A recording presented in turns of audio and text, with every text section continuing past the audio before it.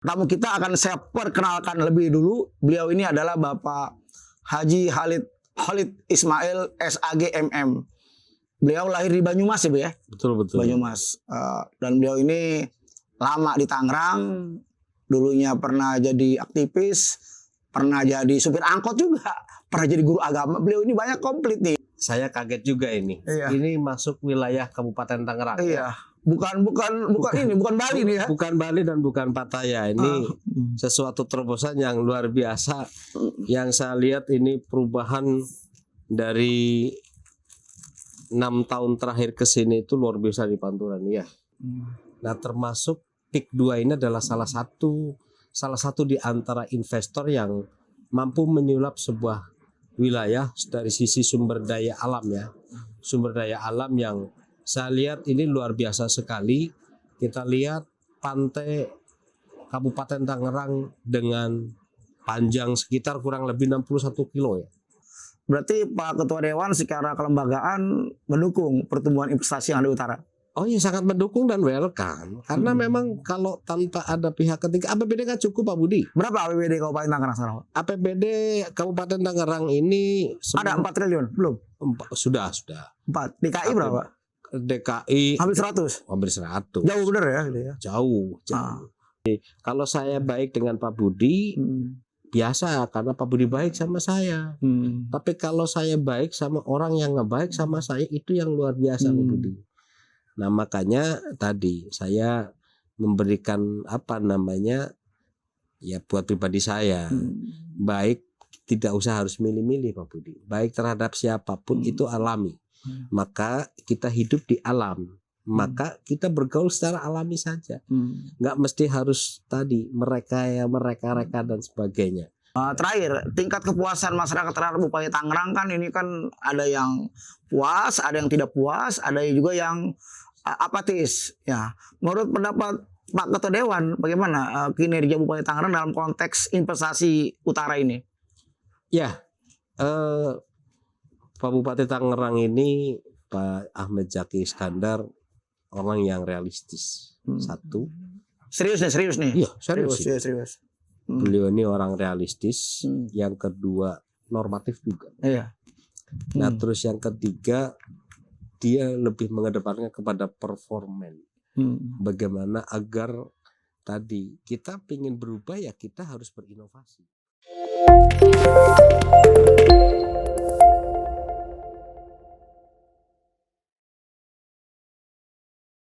Assalamualaikum warahmatullahi wabarakatuh. Apa kabar?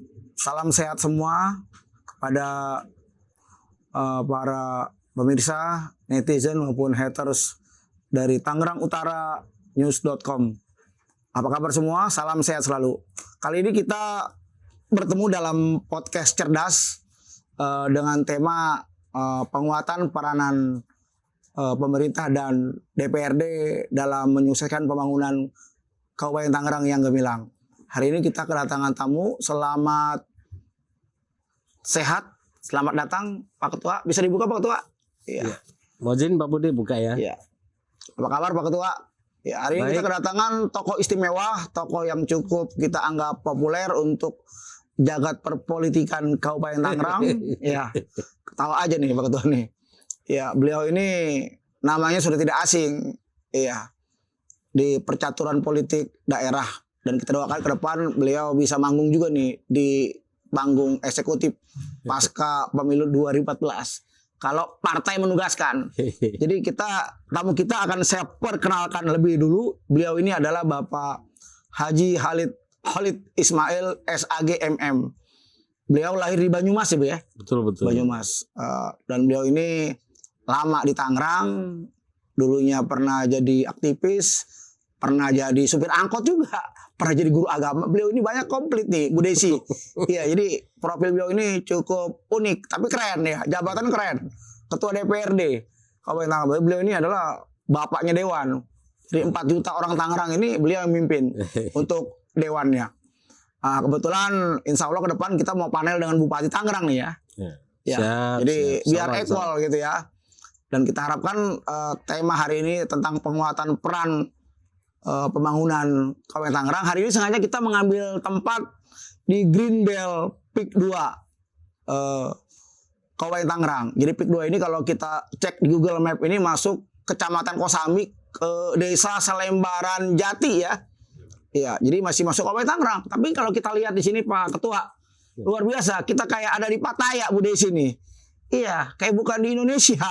Jadi ternyata ada kota baru yang kita lihat luput dari pantauan. Ini ada Bandara Soekarno-Hatta, kapal berseliweran, iya, berjaya di udara, di darat jadi buaya mungkin. Itu mungkin sedikit. Kali ini kita akan mulai. Selamat sore Pak Haji Holid. Manggil apa nih? Bang Haji apa Haji Holid itu bagaimana nih? Ya, Bang Haji aja. Bang Haji ya. Jadi mudah-mudahan sehat Pak Haji. Alhamdulillah sehat. Ini saya lihat Budi. Haji Holid ini luar biasa ya. Tiap hari nggak ada matinya, keluar terus. Iya, gimana itu bisa menjaga kesehatan selama ini? Oh ya, terima kasih. Selamat sore Bang Budi ya. Ini saya kaget juga ini. Iya. Ini masuk wilayah Kabupaten Tangerang. Iya, bukan Bali nih ya. Bukan Bali dan bukan Pattaya. Ini sesuatu terobosan yang luar biasa.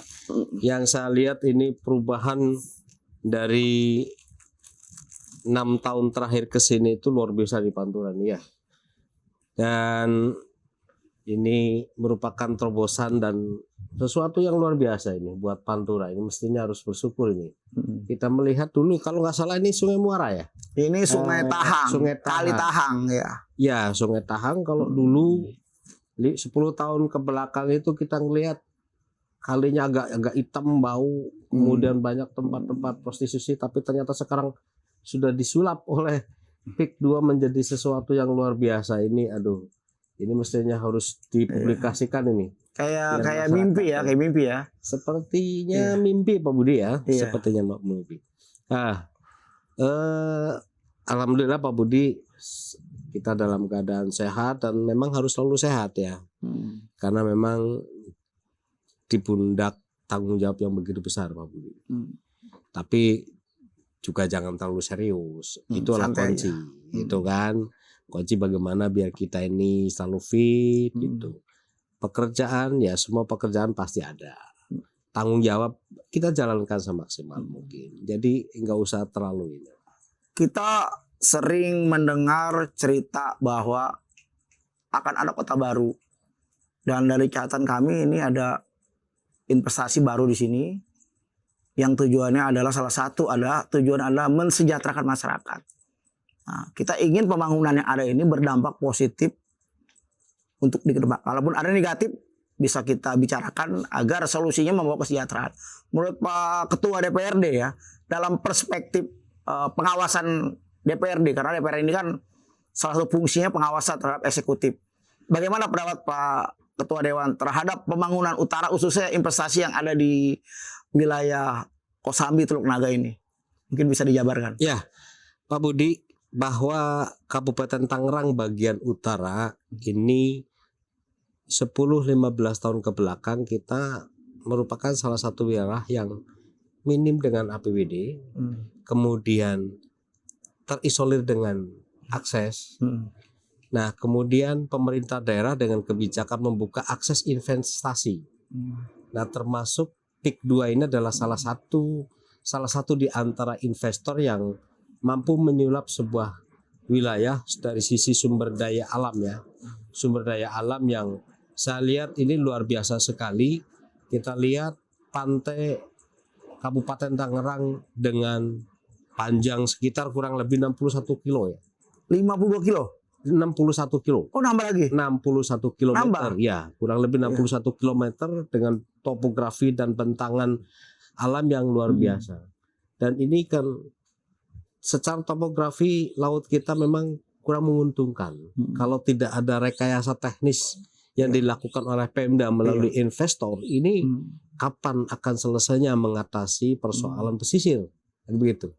Nah, makanya pemerintah daerah memberikan peluang kepada siapapun yang mau berinvestasi. Nah, termasuk investor yang sekarang dilakukan oleh Peak 2, ternyata ini sudah banyak mengalami perubahan nih. Secara fisikly. Secara fisikly kita sudah lihat. Dan kemudian apakah sudah dirasakan oleh masyarakat dan pemerintah daerah Oh sudah tentunya.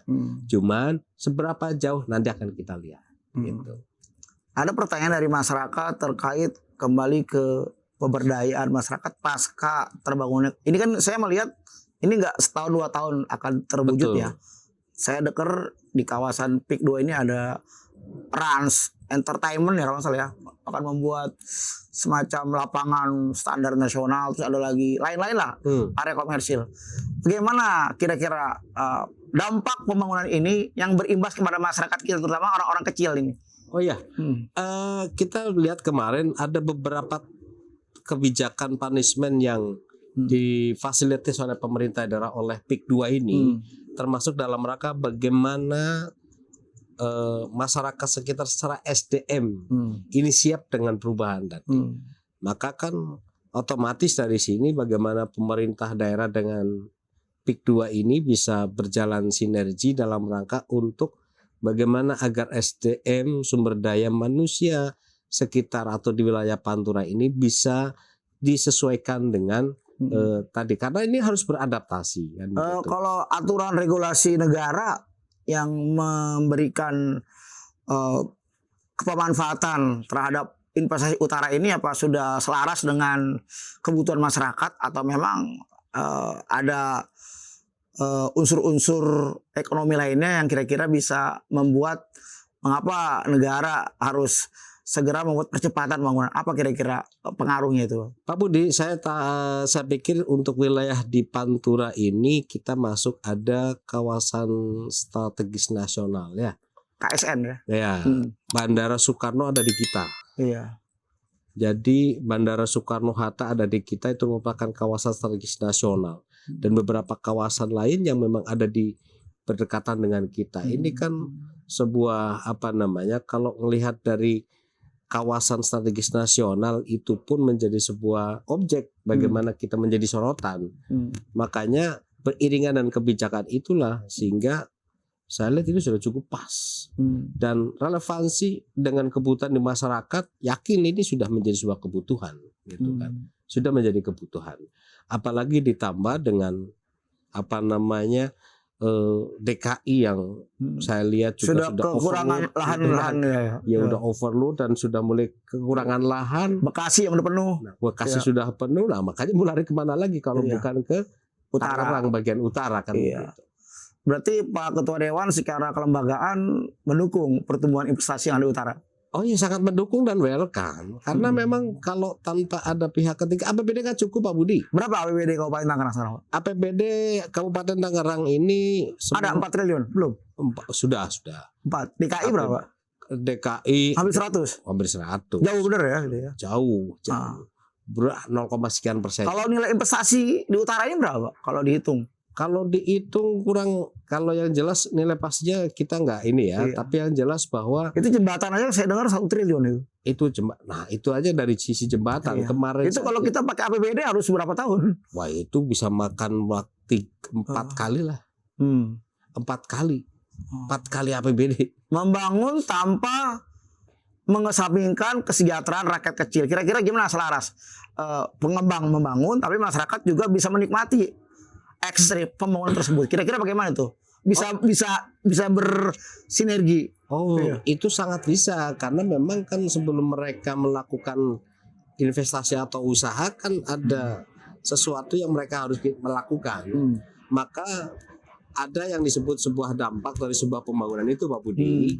Nah, dampak sebuah pembangunan itu sudah diatur dalam Undang-Undang 32 2014 ya. Nanti ini ternyata diimplementasikan lewat bagaimana ini kita bisa melihat dari sisi dampak positif dan negatifnya, termasuk bagaimana investor ini berpikir tentang dampak secara kesejahteraan bagi masyarakat sekitar. Nah, maka satu lagi kita punya perda loh Pak Budi. Perda bagaimana terkait dengan apakah kemudian masyarakat sekitar ini akan dibiarkan atau dipemberdayakan. Maka ada CRSAS. Nah, terobosan yang terbaru kita sudah punya BLK loh Pak Budi. Dan ini kerjasama kita dengan PIK 2. Karena besok itu begitu banyak kesempatan atau tenaga kerja yang disiapkan, tapi kemudian SDM kita tidak sesuai dengan kebutuhan, ini menjadi masalah. Maka balai latihan kerja yang disiapkan oleh pemerintah daerah ini kita siapkan. Dan ini Kapan itu terwujud BLK itu? Oh 2022 2023 sudah. Ini sudah. Berarti sebelum ganti presiden udah ada ya? Oh sudah dong, siap. Itu udah siap. Pokoknya masyarakat Pantura tenang. Kita jadi nggak perlu harus ke Jayanti, ke Serpong ya? Oh nggak perlu. BLK. Dan teman-teman dari kalau bisa sih BLK yang supporting Pak Haji dengan kebutuhan keberadaan kita kayak pariwisata, industri di sini. Oh iya, sesuai dengan arahan Pak Bupati, kemudian sesuai dengan jadi performan yang dibutuhkan adalah bagaimana masyarakat atau Pantura ini kan lebih mengarah kepada industri kreatif, lebih mengarah kepada industri pariwisata. Nah ini kan banyak sekali, makanya nggak mungkin dong ketika industri pariwisata kita ciptakan BLK untuk pokoknya kita akan menjadi kota services. Kota services itu bagaimana semua orang ingin dilayani. Nah, kita belajar dari BSD, belajar dari Sumarekon, belajar dari Tangerang Barat, Tengah-Tengah. Dampak pembangunan yang ada itu harus berekses kepada kesejahteraan. Nah, antisipasi daripada Ketua DPRD nih ya, kita kan nanti bicara 2-3 tahun lagi ini kan menjadi kota baru, mungkin bisa melebihi BSD. Malah saya dengar di sini udah tinggi juga harga per meter tanah. Artinya kan otomatis kan harus berakselerasi dengan kesejahteraan. Pertanyaan saya bagaimana supaya nasib warga di wilayah utara jangan sampai kita menjadi tamu di kampung sendiri gitu. Contoh kayak di BSD kan itu kan sekarang maaf ya, saya dapat data dari pernyataan dari wali kota Tangsel itu bahwa BSD itu sudah menjadi kota stuck, kesini kesana macet. Nah, gimana kira-kira? Jangan sampai terjadi cerita BSD seperti di sini. Pak Budi, kita beruntung karena pada saat sekarang investasi yang dilakukan oleh PIK 2 kepada pemerintah kabupaten di Kabupaten Tangerang wilayah utara, ini kita bersyukur. Kenapa? Regulasinya beda dengan yang kemarin. Regulasi yang sekarang itu bagaimana investor itu lebih memperhatikan kepada lingkungan sekitar. Kemudian 1 atau 2 tahun yang lalu PIK 2 sudah melakukan langkah yang sudah dilaporkan ya kepada pemerintah daerah, sudah melakukan langkah pemberdayaan dengan melakukan pelatihan. Dan ini dibuka. Ini kalau kemarin ada beberapa warga yang datang ke tempat saya termasuk yang dari Muara, ada yang sudah sedang mengikuti pelatihan. Iya. Biar link and match-nya nyambung. Betul. Jadi nanti kita karena memang ini kan sebuah konsekuensi Pak Budi dari peralihan pertanian kemudian beralih kepada industri pariwisata, otomatis kan harus beda. Nah ternyata itu sudah disiapkan. Kemudian yang kedua tempat. Dan informasi yang sudah dilaporkan juga ini saya lihat bahwa PIK 2 juga sudah memberikan tempat-tempat bagaimana termasuk pemberdayaan UMKM pengrajin kuliner dan lain sebagainya sudah disiapkan. Ternyata ini luar biasa loh Pak Budi. Dan itu sudah terpublikasikan. Nah, tergantung bagaimana penangkapan publik terhadap kesempatan itu gitu. Jadi ada pertanyaan di masyarakat. Mohon maaf nih ya, agak serius nih Pak Ketua Dewan ya. Ya Bu Desi ya, agak serius ini. Saya harus sampaikan ini. Nanti apakah ini sensitif atau enggak, tapi ini terasa. Bagaimana antisipasi dari ini sebenarnya jawabannya harus Bupati jawab. Bagaimana antisipasi terhadap para warga yang dulu pernah menjadi petani nelayan itu nasibnya kan mereka kan nganggur. Karena dulu ini kan perlu diketahui dulu ini kan pertanian dan perikanan ya. betul. Ini salah satu jalur irigasi juga kan. Saluran untuk membuang. Nah, kira-kira terpikir nggak oleh Pak Ketua Dewan bagaimana kira-kira nasib mereka ini pasca alih fungsi lahan ini? Pasti terpikirkan. Pasti terpikirkan. Dengan pertama perubahan otomatis, perubahan dari pertanian, artinya dari pertanian dari pekerjaan nelayan, agraris dan sebagainya berpindah. Ini kan butuh waktu untuk bagaimana agar masyarakat ini bisa melakukan perubahan dan beradaptasi secara langsung. Karena otomatis, tapi kalau tidak akan mengurangi, apakah nelayan akan diberikan? Oh tidak, akan disiapkan tempat yang ya kalau apa yang sesuai, dan kalau sudah dikaitkan bagaimana dimatchingkan dengan teknologi gitu Pak Budi. Iya betul. Itu kan karena memang Artinya perikanan tangkap di pesisir masih ada kan? masih ada, dan itu Artinya tidak bebas bisa. nelayan di sini ya. Oh iya, Iya. ada pengaturan dan lain sebagainya, kan begitu. Otomatis. Berarti privatisasi pantai Ketua Dewan menolak dong. Oh iya, itu Menolak udah kan? pasti ya. Artinya pantai publik tetap bisa dinikmati. Cuma mungkin saran kita kalau bisa ya di sini mungkin seperti contoh di PIK 1 ya, Bu Desi ya. Ada pantai publik untuk supaya kita bisa apa ya berekreasi, destinasi, mungkin bisa disediain space untuk umum di sini. Lah iyalah, Iya. otomatis kan Iya. kita punya potensi alam Pak Budi. Hmm. Destinasi wisata kita kan ada destinasi wisata yang rekayasa, ada destinasi wisata Yang yang alam. memang alam. Hmm. Nah, orang kita punya alam, kemudian PIK 2 sudah membangun, sudah memberikan berinvestasi, dan ini sudah luar biasa sekali. Makanya tadi nggak usah khawatir, masyarakat Iya. Kabupaten Tangerang bagian utara, insya Allah ini luar biasa, dan saya secara Jadi pribadi Pak Ketua Dewan berani menggaransi fasilitas publik itu tersedia. tetap tersedia. Iya, kalau bisa gratis ya, Pak. Iya, gratis. Jangan sampai kita kayak di Anyer. Ya. Anyer itu udah sih pantai berbayar semua. Jadi negara seolah tidak berdaya. Nah, saya pengen di utara ini kita regulasi semua berpihak pada masyarakat. Karena kan Insya Allah. pada dasarnya kan gini, hukum itu kan dibuat untuk keselamatan masyarakat. Para pemirsa Tangerang Utara News, tadi udah ada beberapa pernyataan dari Ketua Dewan terkait dengan pengembangan utara. Mungkin pertanyaan terakhir agak sedikit pribadi lagi nih, karena di sini jarang-jarang kita bisa merosting Ketua DPRD. Ada cerita di luar, mereka berharap Pak Ketua Dewan ini besok suruh pindah panggung dari legislatif ke eksekutif.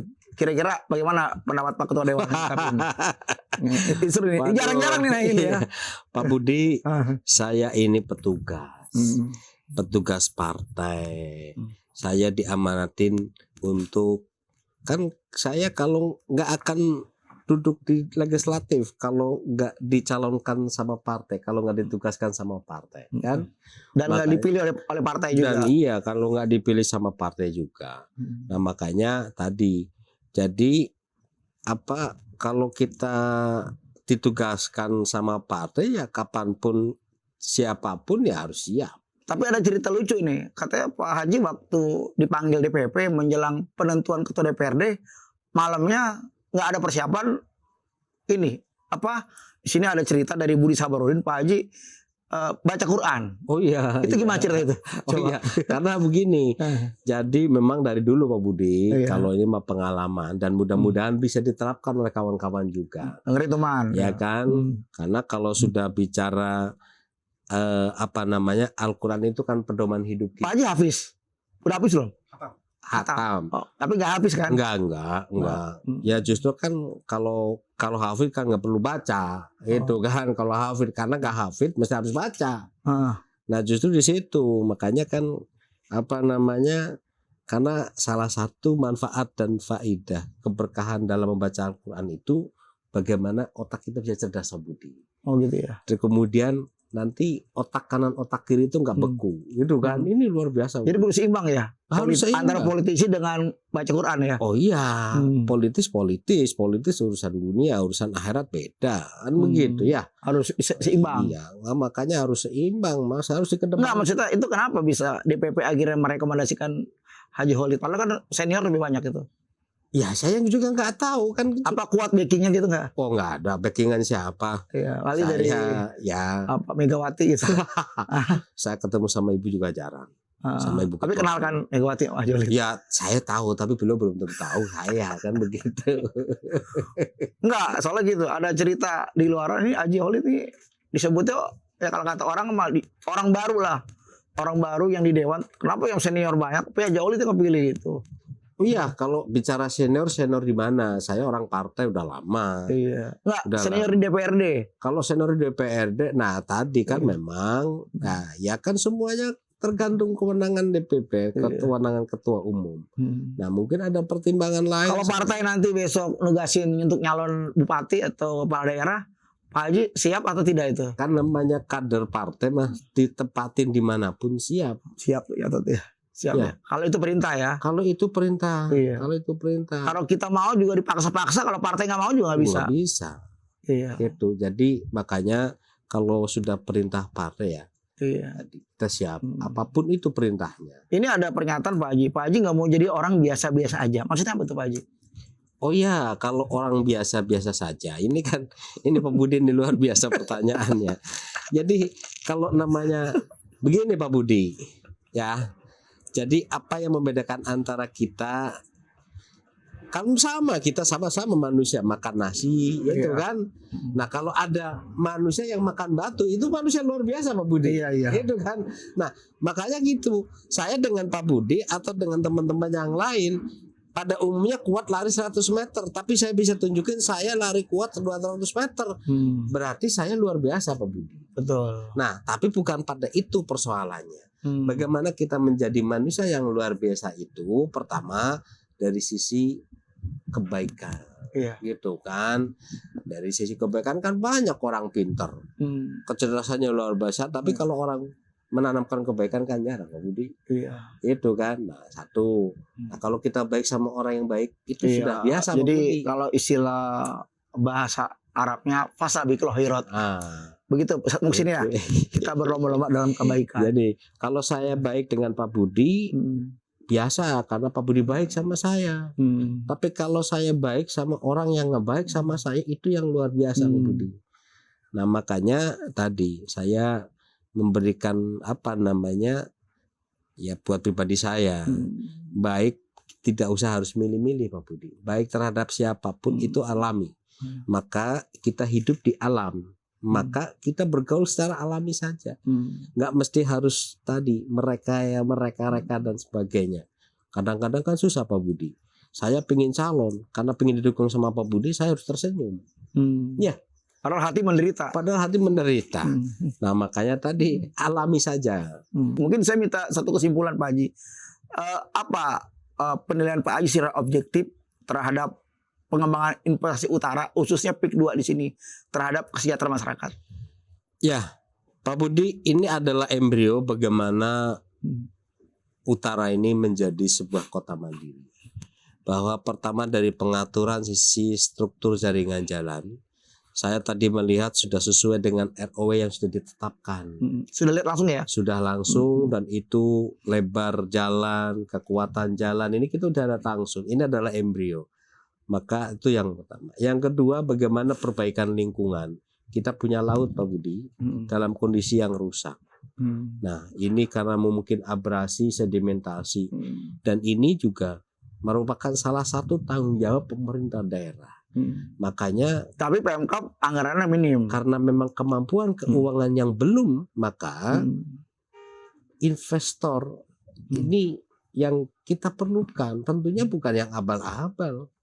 Nah, termasuk salah satu di antaranya adalah bagaimana memberikan peluang, kesempatan kepada investor, termasuk PIK 2 di sini. Dia hadir, dia memberikan pembenahan secara alam, melakukan perbaikan lingkungan dan lain sebagainya.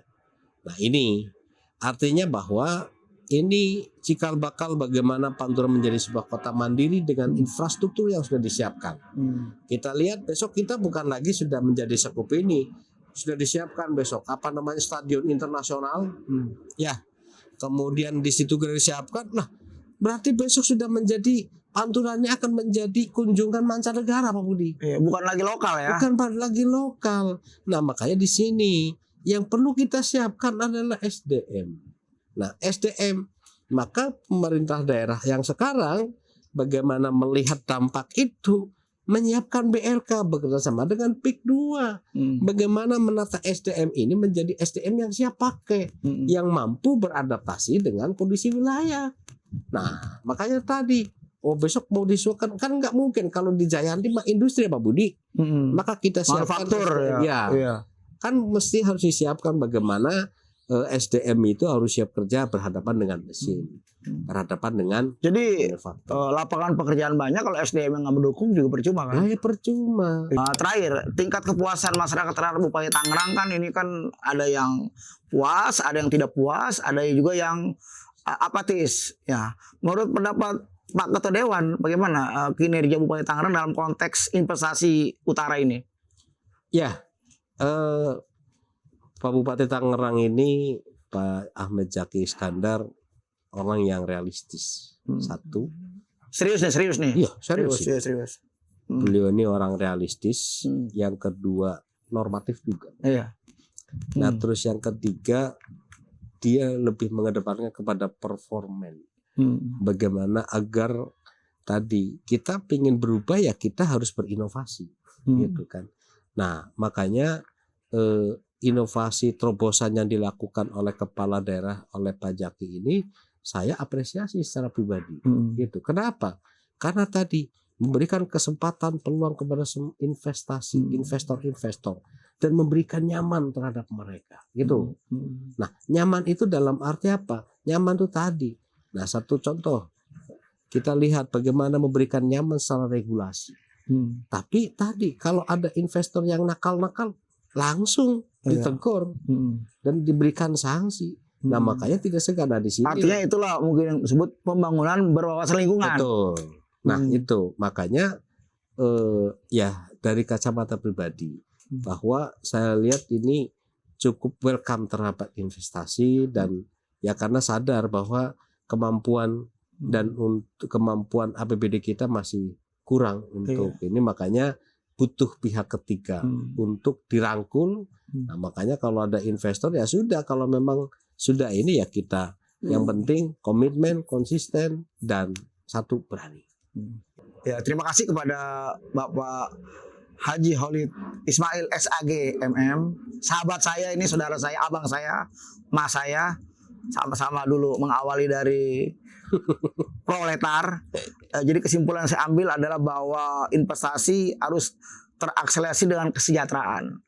Dan pemerintah daerah Kabupaten Tangerang serta DPRD sudah membuat sebuah regulasi yang tujuannya mempercepat, yang akhirnya muaranya adalah terdampak kepada bagaimana kesejahteraan masyarakat, sehingga masyarakat bisa nyaman, bisa tenang, dan senang. Ya, silakanlah membangun, silakanlah membuat investasi sebanyak-banyaknya, tapi tetap aturan lingkungan hidup dijaga sehingga tercipta yang disebut dengan masyarakat adil makmur. Baldatun thayyibatun warobun ghafur. Ya, bukan begitu. Dan terima kasih. Assalamualaikum warahmatullahi wabarakatuh.